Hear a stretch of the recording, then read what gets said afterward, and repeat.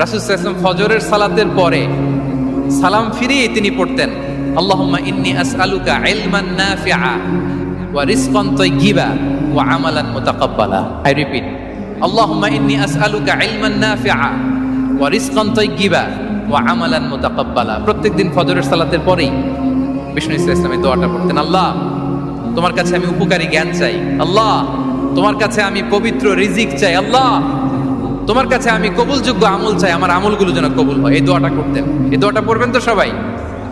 বিষ্ণু ইসলাম নিজে পড়তেন সকালবেলা, একেবারে দিনের শুরুতেই রিজিকের বরকতের জন্য দোয়া করে তিনি ওনার ডে স্টার্ট করতেন।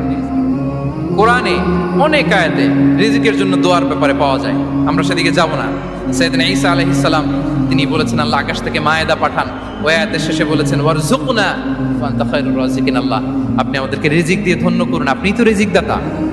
আল্লাহ নবী ইব্রাহিম আলাইহিস সালাম তিনি দোয়া করেছেন, রব্বি জাআল হাযা বালাদান আমিনা ওয়ারযুক আহলাহু মিনাস সামারাত। আল্লাহ, এই জনপদকে মক্কাকে আপনি পবিত্র নগরী, এই নগরীকে আপনি নিরাপদ নগরী করুন, আর এই নগরের অধিবাসীদেরকে আপনি ফলমূল দিয়ে রিজিক দান করুন। তাহলে নবীরা তারা স্বয়ং রিজিকের দোয়া করেছেন। আমরা যেন রিজিক প্রাপ্তির জন্য, রিজিকে বারাকার জন্য আল্লাহ তাআলার কাছে দোয়া করি। আর উপর একটা চমৎকার কথা বলে, আর রিজকু লিমান সাআ লাইসা লিমান দাআ ফাকাত।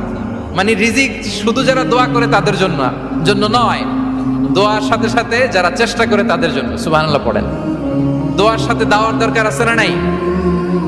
তাওয়াক্কুলের পয়েন্টে আমরা বলেছি যে আমাদের সর্বোচ্চ চেষ্টাটুকুন করব। তাওয়াক্কুল মানে হচ্ছে কোনো কাজের প্ল্যান করা, ওই প্ল্যান বাস্তবায়নের জন্য যা যা দরকার হাজির করা, এরপরে প্রাণান্তকর প্রচেষ্টার জন্য ঝাঁপিয়ে পড়া, এরপরে কর্মশেষে ফলাফলের জন্য কার উপর নির্ভর করা?